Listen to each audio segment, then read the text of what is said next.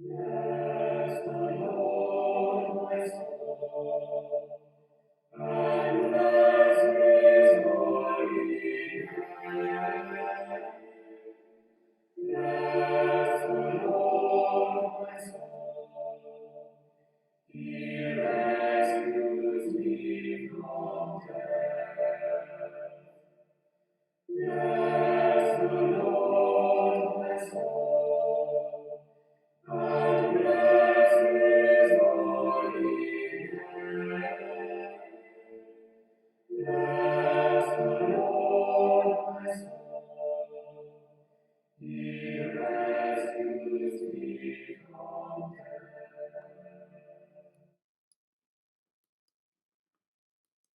Good morning and welcome to this service of morning prayer on Wednesday, the 6th of May, in the fourth week of Eastertide. This morning we will be following once again the Scottish Episcopal Church's short form for morning prayer. In the name of the Father, and of the Son, and of the Holy Spirit. Amen.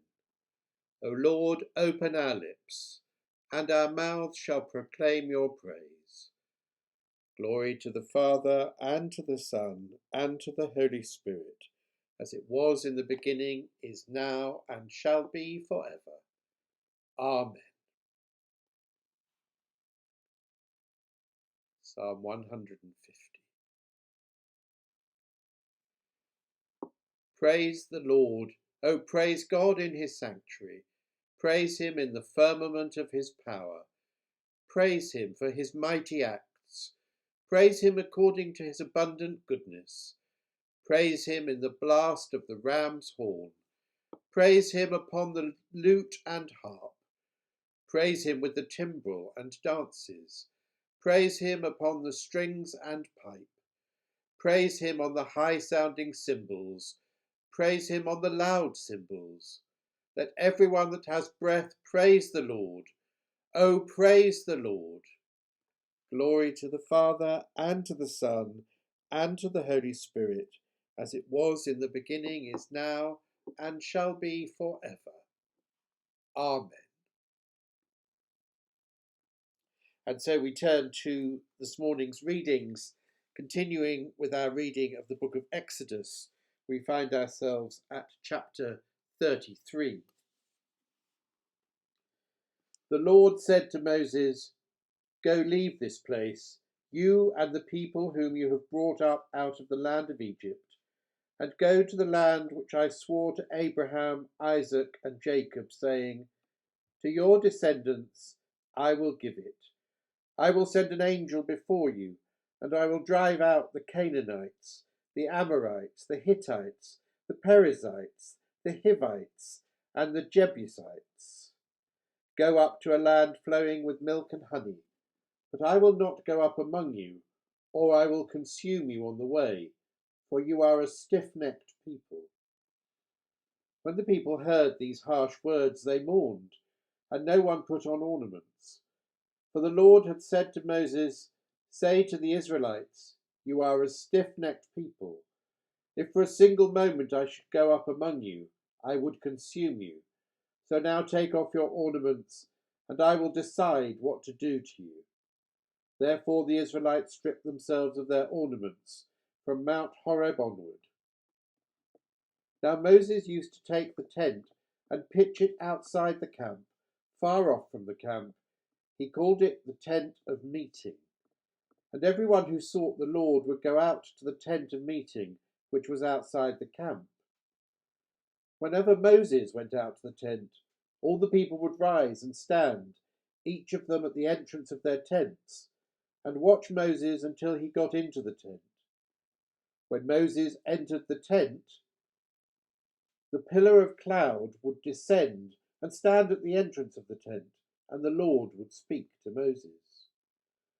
When all the people saw the pillar of cloud standing at the entrance of the tent, all the people would rise and bow down, all of them at the entrance of their tent.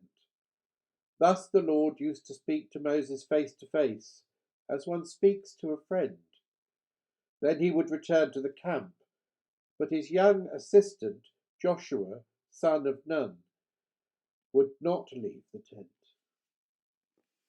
Moses said to the Lord, "See, you have said to me, 'Bring up this people,' but you have not let me know whom you will send with me. Yet you have said, 'I know you by name, and you have found favor in my sight.'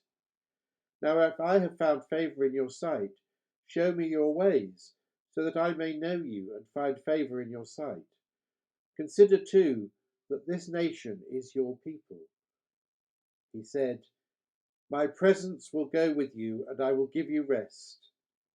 And he said to him, "If your presence will not go, do not carry us up from here.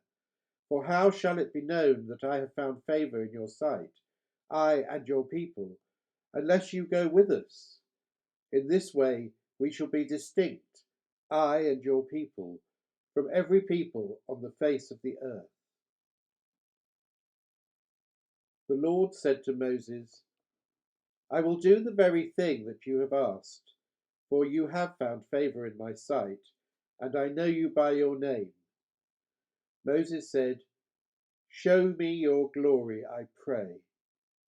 And he said, "I will make all my goodness pass before you, and will proclaim before you the name, the Lord. And I will be gracious to whom I will be gracious, and will show mercy on whom I shall show mercy. But," he said, "you cannot see my face, for no one shall see me and live." And the Lord continued, "See, there is a place by me where you shall stand on the rock, and while my glory passes by, I will put you in a cleft of the rock, and I will cover you with my hand until I have passed by. Then I will take away my hand, and you shall see my back, but my face shall not be seen." Hear what the Spirit is saying to the church. Thanks be to God. And we turn now to our New Testament reading, continuing in the Gospel according to St. Luke, chapter 3, starting at verse 15.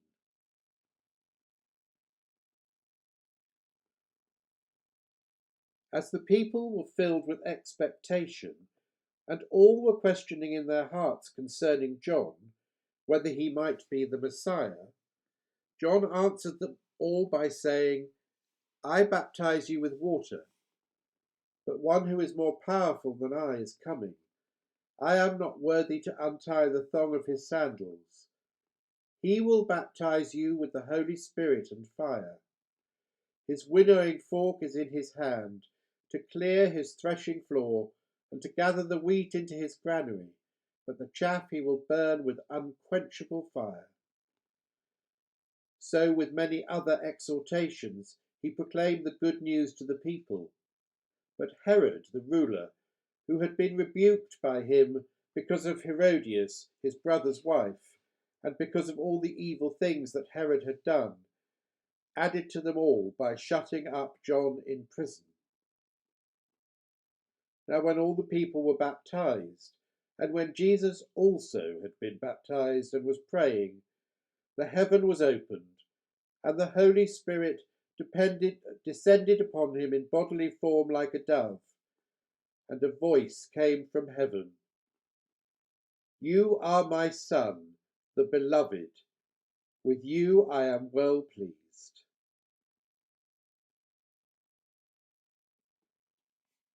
This is the word of the Lord. Thanks be to God.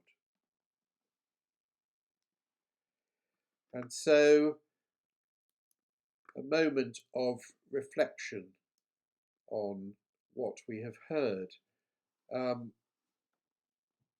In today's reading from Luke, we have John the Baptist denying that he is the Messiah, but saying that he comes before the Great One who will baptize them with the Holy Spirit and with fire, and that he is not worthy so much as to untie the sandals of the one who is yet to come. How extraordinary these two men are.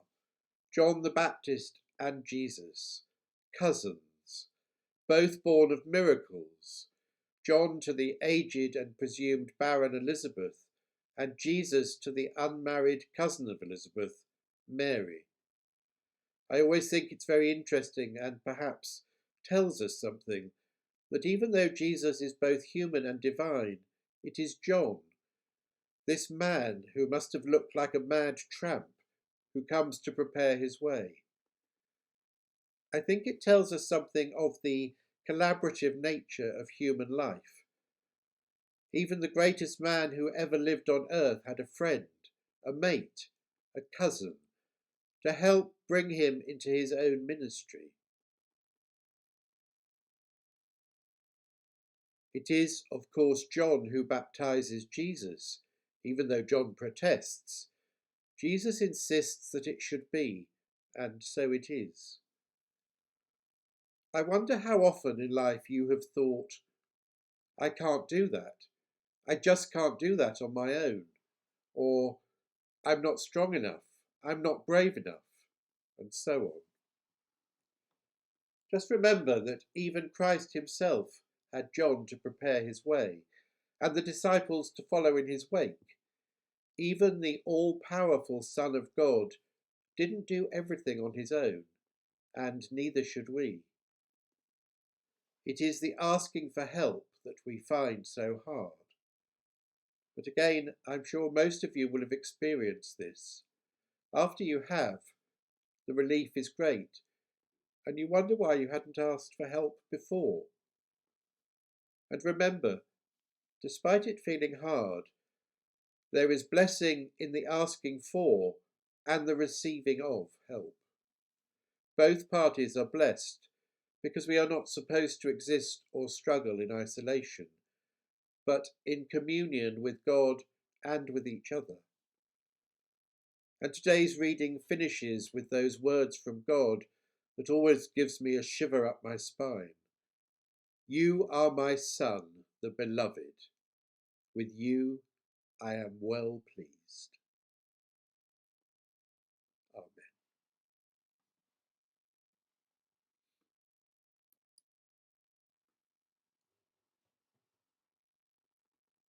And so we say together now the words of the Benedictus. Blessed be the Lord God of Israel, for he has come to his people and set them free. He has raised up for us a mighty Saviour, born of the house of his servant David. Through his holy prophets he promised of old that he would save us from our enemies, from the hands of all that hate us.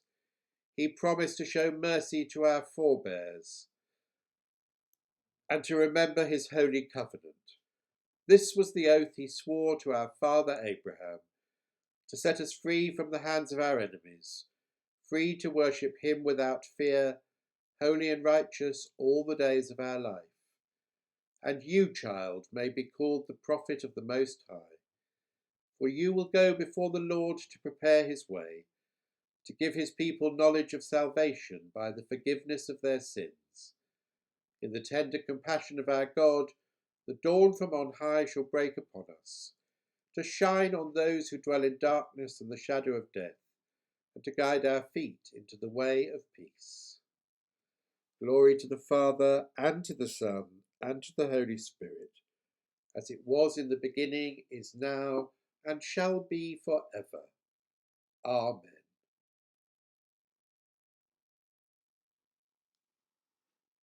And now the Kyrie. Lord, have mercy upon us. Lord, have mercy upon us. Christ, have mercy upon us.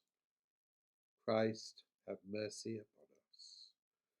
Lord, have mercy upon us. Lord, have mercy upon us. And we turn now to our time of prayer.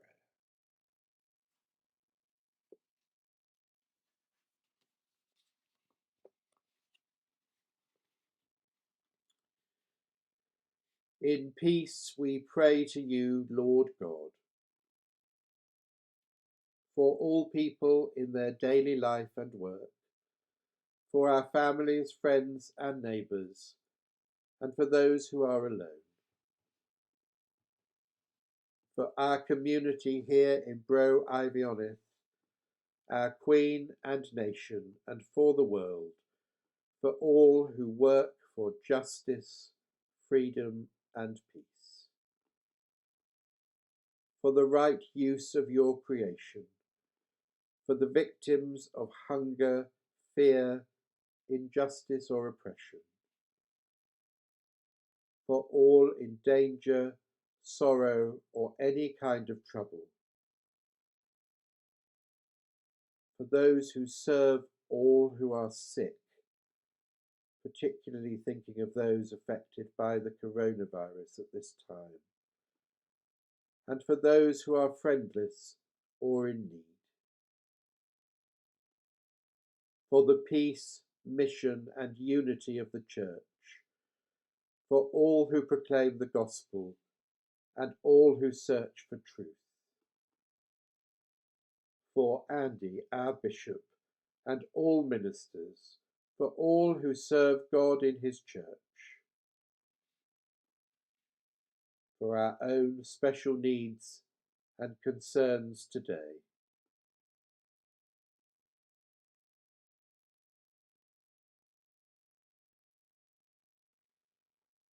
Hear us, O Lord, for your mercy is great. We thank you, Lord, for all your blessings.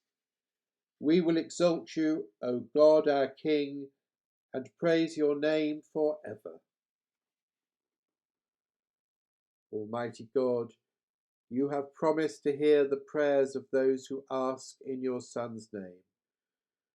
We pray that what we have asked faithfully, we may indeed obtain, through Jesus Christ our Lord.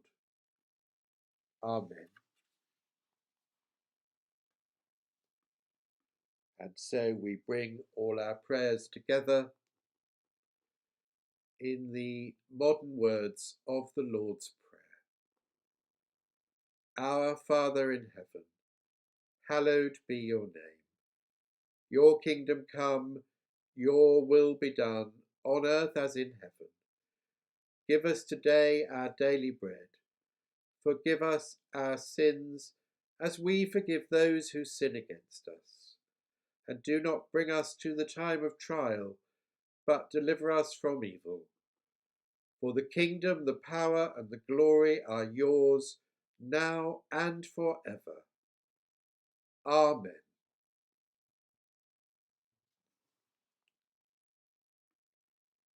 And we conclude with the collect. God most holy, we give you thanks for bringing us out of the shadow of night into the light of morning. And we ask you for the joy of spending this day in your service, so that when evening comes, we may once again give you thanks. Through Jesus Christ, your Son, our Lord. Amen.